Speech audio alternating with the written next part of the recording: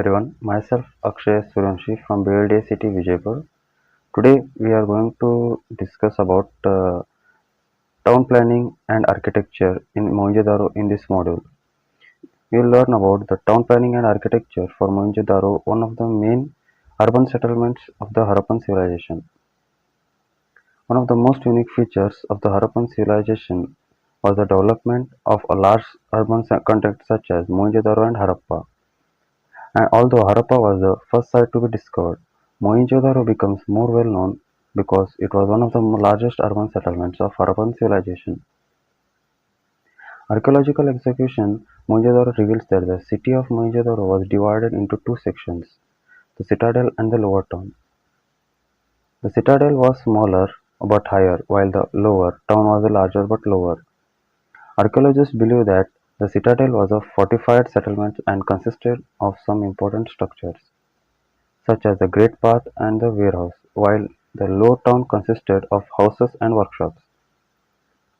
The warehouse in the Citadel area was a massive structure. Archaeological evidence suggests that the lower portion of the warehouse was made of bricks and the upper portion was probably made of wood.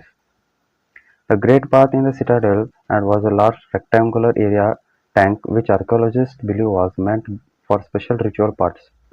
The tank was located inside a courtyard and was surrounded by a corridor on all four sides.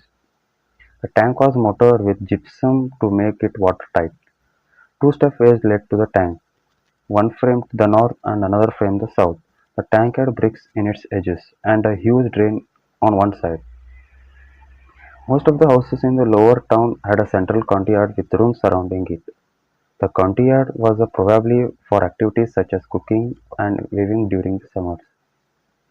In order to maintain privacy, the main entrance of most houses was positioned in such a way was that it did not view of the interiors. In addition, no windows were present in the walls of the ground level of the houses. Archaeological suggests that the buildings in the citadel in the lower town were built on platforms which acted as foundations for the building. These platforms were made of mud bricks that were either sun-dried or baked or were of a standard size. The length of each brick was 4 times the height of the brick, and the breadth was 2 times the height of the brick. It's very unfortunate that none of the Harappan architecture had completely survived the test of time. All we see today are the ruins of very sophisticated and advanced civilization whose architecture continues to be the center of historical debate for so many because so much remains unexecuted and unexplored. Let's recall what we have learned. One of the most unique features of Harappan civilization was the development of large urban centers such as Mohenjo-daro and Harappa. Archaeological excavations at Mohenjo-daro reveals that the city of Mohenjo-daro was divided into two sections, the citadel and the lower town.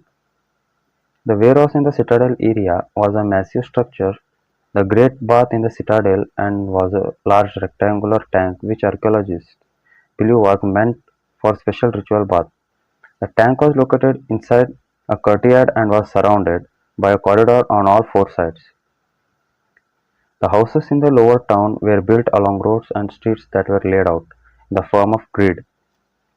Most of the houses in the lower town had a central courtyard with rooms surrounding it.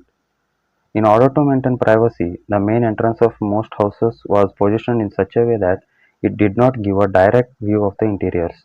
Archaeological suggests that the buildings in the citadel and the lower town were built on platforms, which acted as foundations for buildings. Thank you. So we'll